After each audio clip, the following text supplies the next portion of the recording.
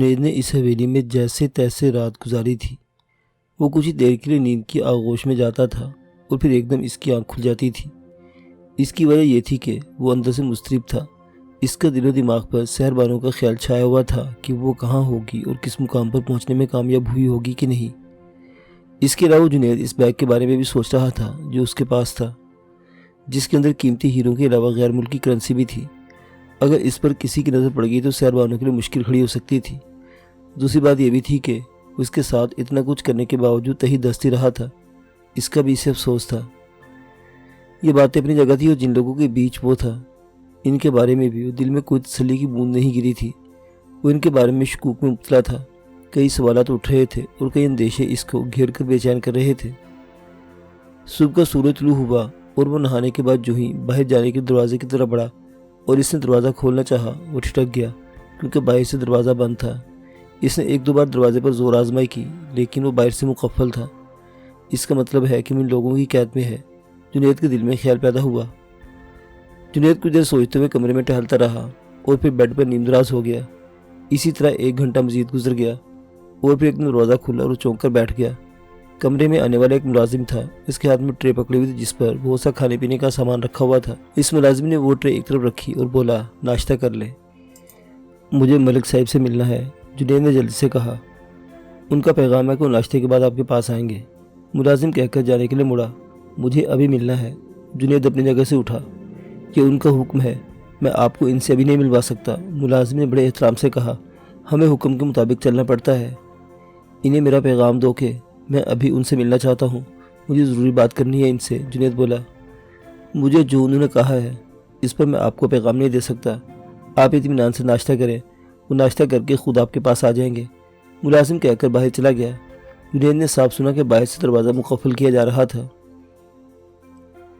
جنید کچھ دیر اسی طرح بیٹھا رہا۔ پھر اس نے کھانے پینے کے سامنے بھری ٹرے دیکھی۔ بھوک لگ رہی تھی۔ اس نے ساری پریشانیاں اور سوچے ایک طرف رکھے اٹھ کر ناشتہ کرنے لگ پڑا۔ جنید ناشتہ سے فارغ ہو چکا تھا۔ ایک بار پھر دروازہ کھلا اور ملک خلیل اپنے دونوں بیٹوں کے ساتھ کمرے میں آ گیا۔ یہاں کوئی رات کو تکلیف تو نہیں ہوئی؟ نیند اچھی آئی؟ ملک خلیل نے آتے ہی خوشگوار لہجے میں پوچھا۔ مجھے کوئی تکلیف نہیں ہوئی، جنید نے جواب دیا۔ ناشتہ کر لیا؟ جی ناشتہ کر لیا، جنید بولا۔ ملک خلیل نے اپنے بیٹوں کو اشارہ کیا اور وہ تینوں جنید کے سامنے کرسی پر براجمان ہو گئے۔ جنید ان کی طرف باری باری دیکھ رہا تھا۔ ان تینوں کا اس کے سامنے اس طرح بیٹھنا جنید کو مزید مضطرب کر رہا تھا۔ ایک بات کی معافی چاہتا ہوں، ہمیں اس کمرے کا دروازہ باہر سے بند کرنا پڑا۔ ہم اپنے مہمانوں کے ساتھ ایسا سلوک تو نہیں کرتے لیکن مجبوری تھی، ملک خلیل نے کہا۔ اب مجبوری کیا تھی یہ مت پوچھنا۔ مجبوری تھی تو مجھے اپنے ساتھ ہی نہ لاتے، جنید بولا۔ نہیں، ساتھ لانا میری بڑی مجبوری بن گیا تھا، ملک خلیل نے معنی خیز انداز میں کہا۔ اس لیے میں تجھے وہاں نہیں چھوڑ سکتا تھا۔ اگر تو پھر بھی نہ مانتا تو میں تجھے اٹھا کر لے آتا۔ وہ کیا مجبوری ہو سکتی جس کی وجہ سے آپ مجھے اٹھا کر لے آنا چاہتے تھے؟ جنید نے سوالی نگاہوں سے دیکھا۔ اسی کے بارے میں تو بات کرنے کے لیے آیا ہوں۔ یہ بات مجھ سے میرے بیٹے بھی پوچھ رہے ہیں۔ ان کو جب میں نے تفصیل ساری بات سمجھائی تو میری سوچ پر بڑے خوش ہوئے، ملک خلیل کہہ کر ہنسا۔ اس کو دونوں بیٹے بھی مسکرا رہے تھے۔ جنید نے ایک بار پھر ان کی طرف باری باری دیکھا اور پوچھا، بات کیا ہے؟ میں جاننا چاہتا ہوں۔ ہمارے گاؤں سے کوئی 15-16 کلومیٹر ایک گاؤں آباد ہے۔ اس گاؤں میں تمہیں کچھ دن جا کر رہنا ہوگا۔ ملک خلیل نے بات کا آغاز کیا۔ میں اس گاؤں میں کیوں رہوں گا؟ مجھے جانا ہے، جنید نے ایک دم سے کہا۔ اب تم میرا کام کر کے ہی جاؤ گے؟ ملک خلیل کا لہجہ ایک دم متانت میں ڈوب گیا۔ کون سا کام؟ جنید کی حیرت میں دو چند اضافہ ہو گیا تھا۔ کچھ سوالوں نے ایک دم سے اسے سر اٹھا لیے تھے جن کا جواب فی الحال اس کے پاس نہیں تھا۔ دیکھو جنید میاں، ہم بڑے اچھے لوگ ہیں لیکن دشمنی میں ہم سے برا کوئی نہیں۔ تم ہمارا کام کر دو، ہم تمہاری جان کی حفاظت کریں گے۔ تم ہمارا کام نہیں کرو گے تو ہم تمہیں دوسرا سانس لینے کی مہلت بھی نہیں دیں گے۔ ملک خلیل کا لہجہ صفاق ہو گیا تھا۔ جنید بھی ایک لمحے کے لیے خوفزدہ ہو گیا تھا۔ وہ متوحش نگاہوں سے ملک خلیل کی طرف دیکھنے لگا۔ کام کیا ہے؟ جنید نے پوچھا۔ بات یہ ہے کہ میرے خاندان میں کوئی پڑھا لکھا اور تیرے جیسا شہری بابو نہیں ہے۔ تم خوبصورت ہو اور پڑھے لکھے بھی ہو۔ جب تم مجھے ملے تو میرے دماغ میں فوراً یہ خیال پیدا ہوا کہ تم ہی میرے منصوبے کے ہیرو ہو۔ وہ منصوبہ جو میں نے جیل کی سلاخوں کے پیچھے ترتیب دیا تھا، جس کے بارے میں میں نے دن رات سوچتے ہوئے نتیجہ اخذ کیا تھا کہ یہی ایک طریقہ جس سے میں اپنے دشمن کی عزت کو اپنے پیروں کے نیچے روک سکتا ہوں۔ ملک خلیل کا چہرہ درست ہو گیا تھا اور آواز سے ایسا لگ رہا تھا جیسے وہ اپنے ہاتھوں سے کسی کا گلا دبا رہا ہو۔ मैं आप लोगों की दुश्मनी का हिस्सा नहीं बनना चाहता, मुझे जाने दें। जुनैद ने साफ इनकार कर दिया। तुम्हारे पास अब दो ही रास्ते हैं, एक ये कि तुम मेरी बात मान लो, दूसरा ये कि तुम इनकार कर दो। इस हवेली में तुम्हें आते हुए किसी ने नहीं देखा। रात के अंधेरे में हम तुझे गोली मारकर भी कहीं फेंक देंगे और किसी को पता नहीं चलेगा कि ये काम हमने किया है। ऐसा हम पहली बार नहीं करेंगे। मलिक खलील इसकी आंखों में झांकते हुए बोला। जुनैद ने यह तो सोचा भी नहीं था कि वो शहर से फरार होकर एक बड़ी मुसीबत में फंस जाएगा, जिसके एक तरफ खाई और दूसरी तरफ आग का समंदर है। आपने कहा था कि आप मेरी मदद करेंगे, ये कैसी मदद है? जुनैद ने मलिक खलील को याद दिलाया। ये तुम्हारी मदद ही है। दुनिया का असूल है कि कुछ लेने के बदले देना भी पड़ता है। जिस दिन तुम मेरा काम करोगे, मैं तुम्हें वहाँ छोड़ दूंगा जहाँ तुम चाहोगे। तुम कौन हो, कहाँ से आए हो, मुझे इससे कोई सरोकार नहीं। बस मुझे तुम जैसा पढ़ा लिखा बंदा चाहिए था, वो तुम मुझे मिल गए हो। बोलो, काम करना है कि इनकार करने का इरादा है? मलिक खलील ने कहकर इसकी तरफ सवाली निगाहों से देखा। जुनैद सोचने लगा कि वो क्या करे। इनकार की सूरत में मौत थी और काम जाने क्या था। इसने सोचा कि वो बजाय इनकार करने के पहले ही तो मालूम करे कि वो इससे काम के लेना चाहते हैं। क्या काम करना है? मैंने पूछा था कि तुम इनकार करोगे कि हाँ? मुझे काम के बारे में बताओ, वो क्या है? काम के बारे में तभी बताएंगे जब तुम काम करने के लिए राज़ी होगे, मलिक खलील ने कहा। जुनैद शशोपंज में मुब्तला हो गया। इनकार का नतीजा वो जान चुका था। वो बोला, ठीक है, मैं आपका काम करने के लिए तैयार हूँ, लेकिन काम हो जाने पर मुझे तुम लोग रोकोगे नहीं। जहाँ मुझे जाना होगा मुझे जाने दोगे। ये हमारा वादा रहा। हम काम हो जाने पर तुम्हें आज़ाद कर देंगे, बल्कि इनाम भी देंगे। अब तुम मुझे अपने बारे में ये बताओ कि तुम कौन हो और तुम्हारा ख़ानदान कहाँ रहता है? जुनैद का इकरार सुनकर मलिक खलील एकदम खुश होकर बोला, मुख्तसर बताता हूँ, मेरा इस दुनिया में कोई भी नहीं, न आगे और न पीछे। किसी के जुल्म का शिकार होकर मैं फरार हुआ था और आप लोगों के हाथ लग गया। जुनैद ने इख्तिसार से काम लिया। ये तो और भी अच्छा है, तुम्हें कहीं जाने की फ़िक्र भी नहीं होगी। अब मेरा काम सुनो। साथ वाले गांव में मलिक सादिक नाम का एक आदमी की हवेली है। वो अपने गांव में साबुन की फैक्ट्री लगाना चाहता है। ये मशवरा इसके ख़ास आदमी मंसूर ने मेरे मशवरे से दिया था। साबुन की फैक्ट्री लगाने के लिए वो एकदम राज़ी हो गया है, क्योंकि इसे सब्ज़ बाग ऐसा दिखाया गया था कि वो ख्यालों में दौलत समेटने लगा था। दिल और दिमाग का लालची जो है। अब मंजूर के ज़िम्मे ये काम है कि वो किसी ऐसे आदमी को शहर से लेकर आए जो साबुन की फैक्ट्री चलाना जानता हो, जिसका तजर्बा हो। मंजूर उस आदमी को शहर से लेने के लिए गया हुआ है, क्योंकि इसने मलिक सादिक को ये बताया था कि इसका एक जानने वाला है जो कई साल से एक मशहूर साबुन की फैक्ट्री चला रहा है। इसमें मुझे क्या करना है? ये सारा मंसूबा मैंने जेल में बनाया है और इस पर काम मेरे बेटे करते रहे। मंजूर मेरा ख़ास आदमी है, जबकि हुक्का वो मलिक सादिक का भरता है। मंजूर शहर इस आदमी को लेने नहीं गया, बल्कि वो मेरी हवेली में मौजूद है। कल तुम इसके साथ जाओगे और अपने आप को ये जाहिर करोगे कि तुम साबुन की फैक्ट्री चलाना जानते हो। ये काम मुझे आता है। मैं बेक वक्त साबुन करता और घी की फैक्ट्री की देखभाल करता रहा हूँ। जुनैद मुस्कुराया। ये तो और भी अच्छी बात है। मलिक खलील खुश हो गया। तुमको मलिक सादिक अपनी हवेली में रखेगा। मलिक सादिक की एक बेटी है जिसका नाम सुंबल है। उसके ख्यालात बहुत ऊंचे हैं। शहरी बाबू से शादी करने की ख्वाब देखती है।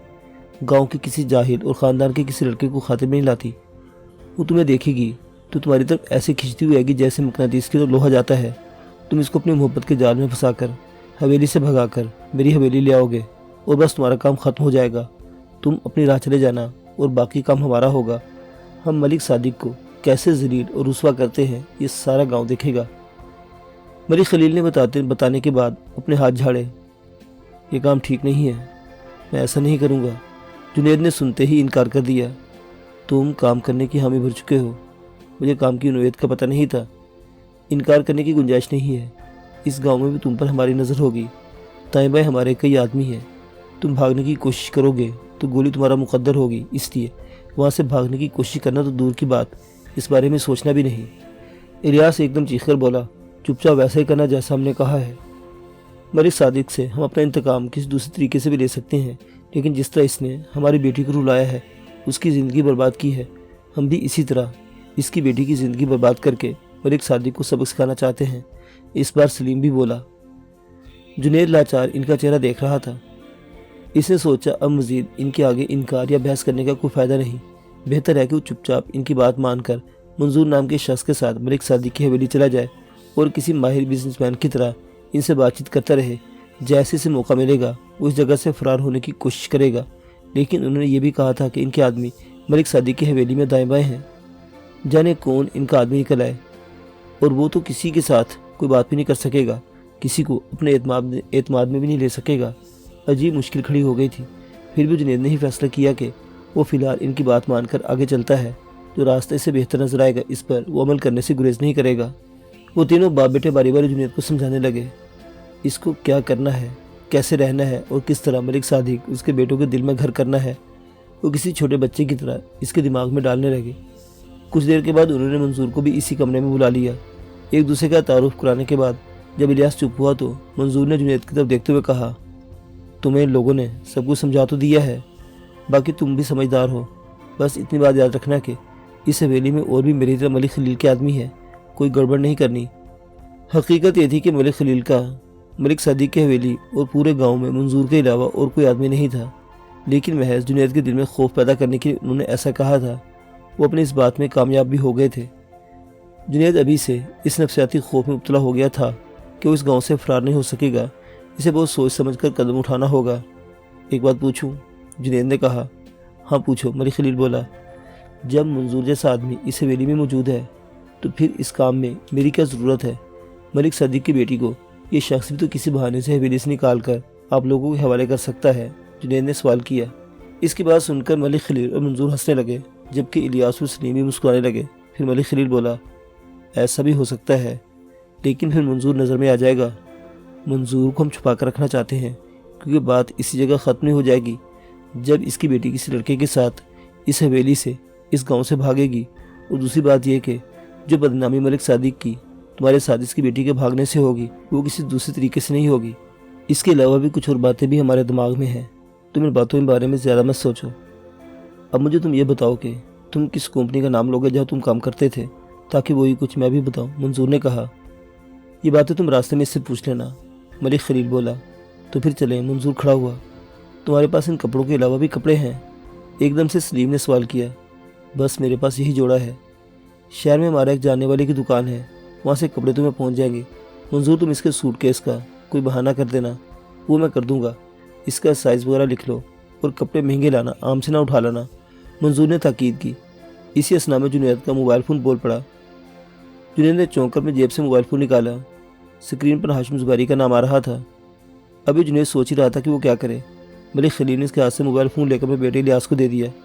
اس نے موبائل فون بند کیا اور اس کی بیٹری نکال کر اپنی جیب میں رکھ لی۔ جنید بولا، میرے پاس موبائل فون نہیں ہوگا تو وہ کیا سمجھیں گے؟ اتنی بڑی فیکٹری میں کام کرنے والے کے پاس موبائل فون نہیں ہے؟ آج کل تو ایک معمولی مزدور کے پاس بھی موبائل فون ہوتا ہے۔ موبائل فون اور نیا کنیکشن ہم دیں گے، آؤ چلے، الیاس بولا، اور وہ سب کمرے سے باہر نکل گئے۔ جس کار میں جنید گاؤں پہنچا وہ کار ملک صادق کی تھی، اور اس نے خاص طور پر منظور کو دی تھی تاکہ وہ شہر سے اس آدمی کو لا سکے جو ان کی فیکٹری پر کام کر سکے۔ اس کار کو ملک صادق کا ڈرائیور چلا رہا تھا۔ یہاں بھی منظور نے ایک چال چلی تھی۔ شاید آج تک اس نے ڈرائیور سے پوچھنا شروع کر دیا کہ وہ کتنے ہفتوں سے اپنے بیوی بچوں کے پاس نہیں گیا۔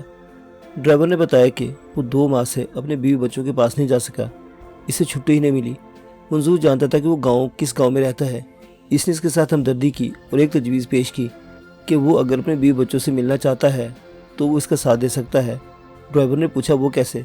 منظور نے کہا، وہ اسی جگہ اتر جائے اور اپنے گاؤں سے ہو آئے، شام کو واپسی پر وہ اسی جگہ سے اسے لے لے گا اور کسی کو کان خبر بھی نہیں ہونے دے گا۔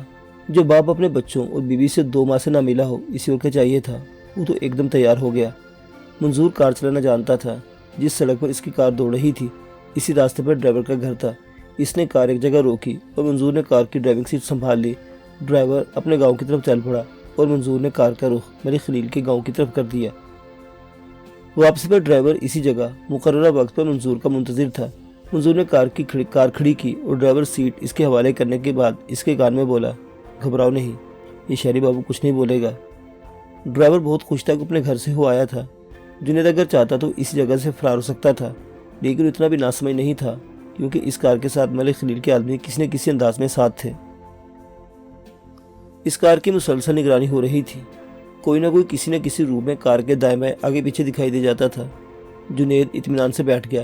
اس نے فیصلہ کر لیا تھا کہ وہ فرار میں اتنی جلدی نہیں کرے گا۔ کار ملک صادق کی حویلی میں داخل ہو گئی۔ منظور اپنے ساتھ جنید کو حویلی کے اندر لے گیا اور مہمان خانے میں بٹھا دیا۔ کچھ دیر کے بعد ملک صادق اپنے بیٹے کے ساتھ آ گیا۔ اس نے پرتپاک انداز میں جنید کے ساتھ مصافحہ کیا۔ ملازموں کی فوج جنید کی خدمت پر مامور ہو گئی۔ جنید تو اس جگہ کسی خاص مہمان کی طرح تھا۔ ایک لمحے میں اس کے دل میں خیال آیا کہ ہاشم زبیری اور اس کے آدمیوں کی نظر سے بچنے کے لیے یہ اچھی جگہ ہے۔ وہ چند دن اس جگہ چھپ کر رہ سکتا ہے اور اپنی خوب خدمت بھی کر سکتا ہے۔ جبکہ ملک صادق کی سرشت میں لالچ تھی۔ وہ اس کی خدمت میں اس لیے کوئی کسر نہیں چھوڑنا چاہتا تھا کیونکہ منظور نے صابن کی فیکٹری میں منافع ہی اتنا بتایا تھا کہ ملک صادق کو چین نہیں آ رہا تھا۔ وہ چاہتا تھا کہ راتوں رات صابن کی فیکٹری کھڑی ہو جائے۔ منظور اس بات کا فائدہ اٹھانے میں کامیاب ہو گیا تھا۔ ملک صادق نے بات کا آغاز کیا۔ میں اس گاؤں میں صابن کی بہت بڑی فیکٹری لگانا چاہتا ہوں۔ منظور بتا رہا تھا کہ اس کاروبار میں بہت فائدہ ہے۔ فائدہ اتنا ہے کہ آپ ایک سال میں اس سے بڑی 2 فیکٹری لگا سکتے ہیں۔ جنید نے یہ بات کہہ کر ملک صادق اور اس کے بیٹوں کی مزید رال ٹپکائی۔ تو پھر آپ کب سے کام شروع کر رہے ہیں؟ ملک صادق کی بے چینی میں اور بھی اضافہ ہو گیا تھا۔ میں تو کام کرنے کے لیے آ گیا ہوں۔ منظور صاحب کے ساتھ میرے والد صاحب کا پرانا تعلق ہے۔ میں جس کمپنی سے آیا ہوں اس کمپنی میں مجھے اچھے پیسوں کے علاوہ بہت سی مراعات بھی ملتی تھی۔ یہ کہہ رہے تھے کہ آپ مجھے میرا حق دیں گے، میں کام پورا کروں گا۔ آپ پہلے میرے ساتھ ڈیل کر لیں کہ آپ مجھے کیا دیں گے، کب تک مجھے یہاں رکنا ہوگا، میں ابھی سے کام شروع کر دیتا ہوں۔ جنید نے بھی بہتی گنگا سے ہاتھ دھونے کا موقع ہاتھ سے جانے نہیں دیا اور بلا تعمل کہہ دیا۔ اس کی بات سن کر منظور کو کچھ حیرانی بھی ہوئی کہ یہ بات اس نے نہیں کہی تھی۔ پیسے کی پرواہ نہیں، ہماری فیکٹری کھڑی کر دو، جو آپ چاہو گے میں وہی دوں گا، ملک صادق نے کہا۔ مجھے رہنا کہاں ہوگا؟ ہمارے پاس الگ جگہ ہے رہائش کے لیے۔ جنید نے ایک نظر منظور کی طرف دیکھ کر جلدی سے اس کی بات کاٹ کر کہا، میں اس سے پہلے کبھی کسی گاؤں میں نہیں رہا، میں اسی حویلی میں رہوں گا اور میرا کمرہ ہوادار ہونا چاہیے۔ جنید بڑے اعتماد سے بات کر رہا تھا۔ وہ یہ بات جان گیا تھا کہ ملک صادق اور اس کے آدمی اب اس کے مرہون منت ہیں۔ وہ جو کہے گا یہ مانیں گے کیونکہ ان کو فیکٹری میں بہت بھاری منافع دکھائی دے رہا تھا۔ مجھے کوئی اعتراض نہیں ہے، بلکہ یہ تو میری دلی خواہش تھی۔ ملک صادق فوراً بولا، کیا آپ مجھے میرا کمرہ دکھا سکتے ہیں؟ مجھے کچھ دیر آرام کرنا ہے اور پھر میں اپنی سیلری کی تفصیل لکھ کر آپ کو دے دیتا ہوں۔ آپ کی منظوری کے بعد میں کام شروع کر دیتا ہوں۔ اگر میری شرائط اور سیلری منظور نہیں ہوگی تو ہم دونوں ایک دوسرے کا وقت ضائع نہیں کریں گے۔ جنید بولا جبکہ منظور اس کا منہ دیکھ رہا تھا۔ آپ کچھ لکھ کر دیں یا نہ دیں مجھے منظور ہے، ملک صادق نے کہا۔ جو مانگنا ہے جتنا مانگنا ہے مجھے بھی بتا دیں۔ نہیں، بات طے کرنے سے پہلے کام شروع نہیں کروں گا، یہ میرا اصول ہے۔ جنید بولا، پلیز مجھے میرا کمرہ دکھا دیجیے۔ ملک صادق نے ایک ملازم کو آواز دے کر منظور کے ساتھ اس کمرے کی طرف بھیج دیا جس نے پہلے ہی خاص طور پر اس کے لیے تیار کرایا تھا۔ جنید کے لیے جو کمرہ تیار کرایا گیا تھا وہ حویلی کی دوسری منزل پر تھا۔ وہ کشادہ کمرہ تھا۔ کمرے سے ملک باتھ روم بھی تھا اور ایک بڑی سی کھڑکی کے آگے ٹیرس کی جگہ بنائی ہوئی تھی۔ کمرہ ہوادار اور روشن تھا۔ ملازم ان دونوں کو اس کمرے تک چھوڑ کر چلا گیا۔ جنید کمرے کا جائزہ لے رہا تھا اور منظور نے دروازہ بند کرے دھیمی آواز میں کہا، تم افسر بننے کی کوشش مت کرو۔ یہ کیا تم نے تنخواہ کی بات چھیڑ دی ہے؟ تم سے کہا تھا کہ تم کوئی فالتو بات نہیں کرو گے۔ جنید نے منظور کے چہرے پر اپنی نگاہیں مرکوز کی اور کہا، جو کام تم لوگ مجھ سے لینا چاہتے ہو وہ اپنی پوری ذمہ داری سے کروں گا اور ملک صادق کی سادگی سے جو فائدہ اٹھانا چاہوں گا تم اس میں نہیں بولو گے۔ تم حد سے بڑھ رہے ہو۔ مجھے اس حویلی میں آ کر احساس ہوا کہ مجھے اپنی قیمت وصول کرنی چاہیے، اسی لیے میرے اس معاملے میں بولنے کی ضرورت نہیں، ورنہ میں بھی کام ٹھیک سے نہیں کروں گا، جنید نے کہا اور کرسی پر اپنی دونوں ٹانگیں پھیلا کر بیٹھ گیا۔ منظور اس کے طرف لاچاری سے دیکھ کر کمرے سے چلا گیا۔ اس کے جاتے ہی جنید مسکرایا۔ ابھی جنید کو بیٹھے کچھ دیر ہوئی تھی کہ اس کو پیاس محسوس ہونے لگی۔ اس نے متلاشی نگاہوں سے کمرے میں دیکھا، وہاں پانی کا جگ موجود نہیں تھا۔ ملازم کو آواز دینے کے جو ہی جنید نے دروازہ کھولا، اس کی آواز حلق کے اندر ہی رہ گئی کیونکہ سامنے اپنا پالتو طوطا اپنے کندھے پر بٹھائے ملک صادق کی بیٹی سنبل سیڑھیوں کی طرف بڑھ رہی تھی۔ دونوں نے ایک دوسرے کی طرف دیکھا اور سنبل اسی جگہ رک گئی۔ سنبل خوبصورت تھی، اس نے لباس بھی اچھا پہنا ہوا تھا، لگتا نہیں تھا کہ وہ کسی گاؤں کی رہنے والی لڑکی ہے۔ اپنی حویلی میں ایک وجیح نوجوان کو دیکھ کر سنبل کی آنکھیں جھپکنا مشکل ہو گیا تھا۔ لگتا تھا جیسے سنبل کو خواب دیکھ رہی ہے، وہی خواب جو وہ روز دیکھا کرتی تھی۔ ایک خوبصورت پڑھا لکھا نوجوان اس کا ہاتھ پکڑ کر اس کو ایک نئی دنیا میں لے جائے گا جہاں خوشیاں کوسوں قضاء کی طرح برس رہی ہوں گی۔ سنبل نے جنید کی طرف دیکھتے ہوئے سوچا، کیا یہ خواب ہے کہ حقیقت؟ اگر حقیقت ہے تو کیا اس کو خواب کی تعبیر ملنے والی ہے؟ اسی اسنا میں کوئی اور بھی سیڑھیاں چڑھ کر اوپر آ رہا تھا۔ اس کے جوتوں کی آواز سنتے ہی سنبل کو اسی حالت میں کھڑا چھوڑ کر جنید پیچھے ہٹ گیا اور کمرے کا دروازہ بند کر دیا۔ سحر بانو پوش علاقے کے بڑے عالیشان گھر میں آ گئی تھی۔ مشتاق احمد بظاہر تو اچھا آدمی دکھائی دے رہا تھا، جو اندر سے دکھی بھی تھا۔ اس کے دل کے اندر کیا تھا یہ جاننا سحر بانو کے لیے ممکن نہیں تھا۔ اس نے اپنی کشتی حالات پر چھوڑ دی۔ جس شخص نے سحر بانو کو دروازے میں کھڑے ہو کر دیکھا تھا اس کا نام احتشام علی تھا۔ اس کی عمر 45 سال کے لگ بھگ تھی اور وہ مشتاق احمد کا برادر نسبتی تھا۔ مشتاق احمد کی مرحومہ بیوی کے کہنے پر 10 سال پہلے مشتاق احمد نے احتشام کو اپنے ساتھ کاروبار میں شامل کر لیا تھا۔ احتشام پراپرٹی کا کاروبار سیکھنے کے لیے آیا تھا، لیکن زیرک احتشام نے کاروبار کو اپنی گرفت میں ایسا کر لیا تھا کہ وہ اندر باہر کے سارے کام اس صورت اور ذمہ داری کے ساتھ کرتا تھا کہ احتشام کو اپنے پاس رکھنا مشتاق احمد کی مجبوری بن گیا تھا۔ احتشام کے آنے سے اب کسی پارٹی کو کوئی گھر اور زمین دکھانے کے لیے مشتاق احمد کو دفتر سے اٹھ کر نہیں جانا پڑتا تھا۔ یہ سارے کام احتشام کرتا تھا اور خرید و فروخت کے معاملات مشتاق احمد کرتا تھا۔ مشتاق احمد جتنا دل کا اچھا اور خلیق تھا، اس کے برعکس احتشام کا دل اتنا ہی چور تھا۔ وہ کاروبار میں چھوٹے چھوٹے ہاتھ مارنے کے بجائے ایک ہی بار سب کو سمیٹنے کے خواب دیکھتا تھا۔ مشتاق احمد کی اولاد بیرون ملک آباد تھی، بیوی خدا کو پیاری ہو گئی تھی اور مشتاق احمد کا کاروبار سنبھالنے والا سوائے احتشام کے کوئی بھی نہیں تھا۔ صاف ظاہر تھا کہ مشتاق احمد کی اولاد اپنی ڈاکٹری چھوڑ کر پراپرٹی کا کاروبار سنبھال نہیں سکتی تھی۔ ایک عرصہ احتشام نے انتظار کیا تھا، اب سب کچھ اس کو ملنے والا تھا، لیکن مشتاق احمد کی زندگی کا چراغ گل ہونے کا نام نہیں لے رہا تھا۔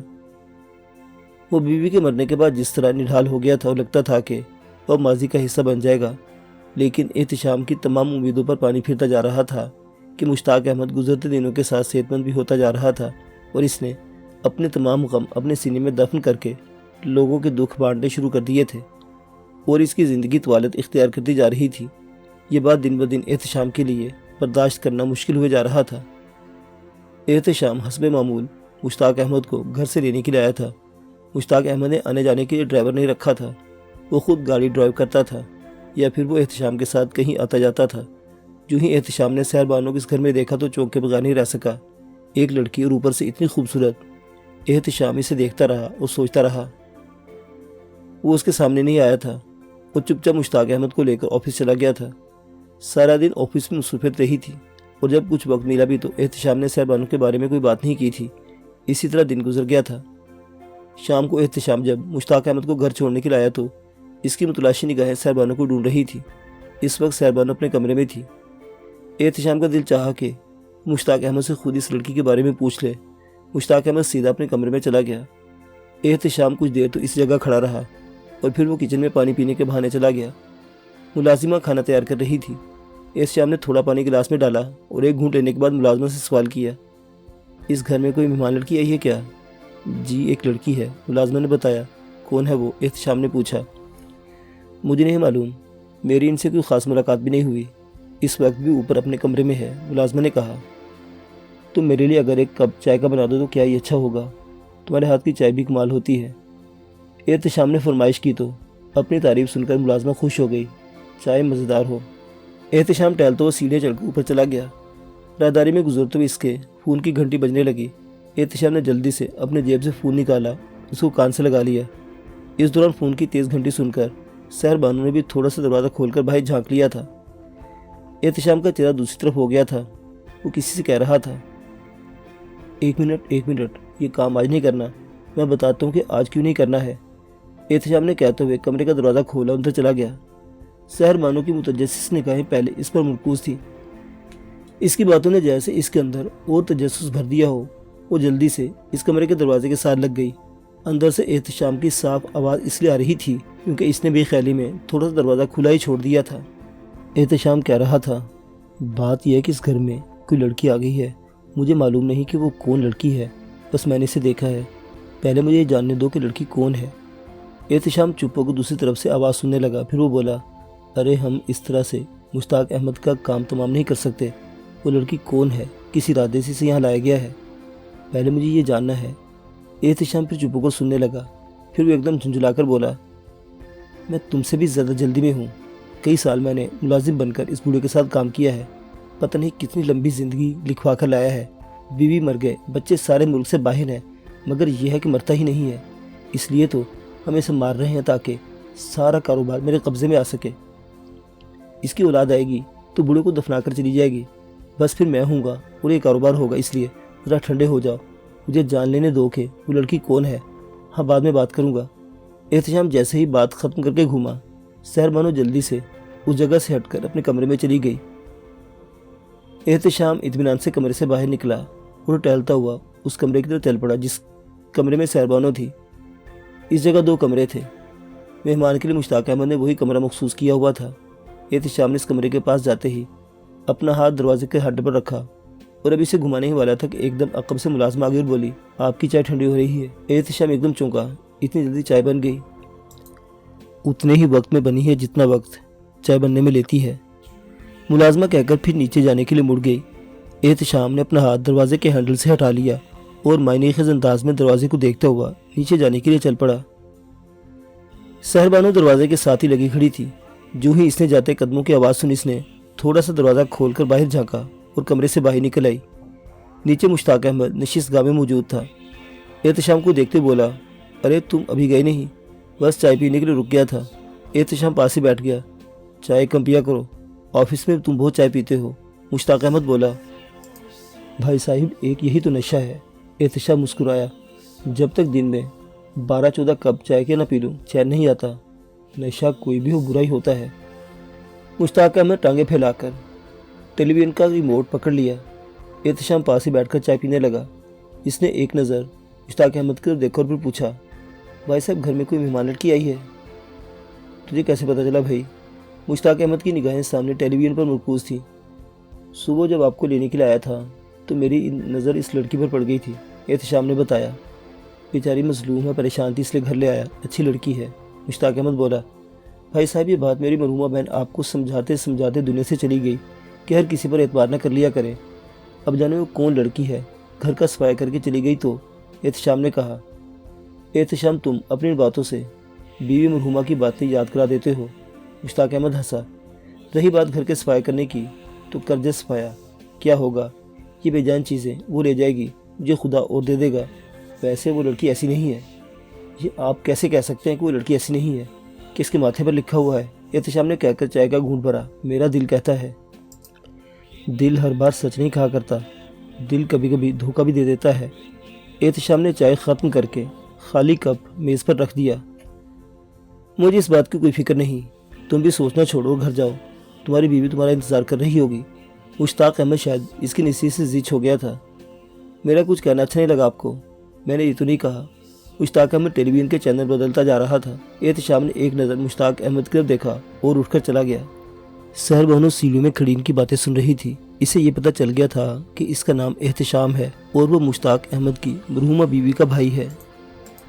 सहरबानो ने इसकी फ़ोन पर बातें सुन ली थी और साफ आया था कि वो किसी के साथ मिलकर अपने बहनोई को जान से मार देना चाहता है और मुश्ताक अहमद के सारे कारोबार पर खुद कब्जा करने का इरादा दिल में लिए मुश्ताक अहमद के इर्द गिर्द मंडला रहा है। सहरबानो ने सोचा कि मुश्ताक अहमद को इस बारे में आगाह कर देगी। वो ये काम पूरी सोच विचार के बाद करेगी क्योंकि इसके दिमाग में जो बात आई थी एहतशाम के दिल के इरादों को मुश्ताक अहमद पर जाहिर करने से इसका ही फ़ायदा था। फिलहाल वो मुश्ताक अहमद के साथ गपशप के लिए इसकी तरफ चली गई।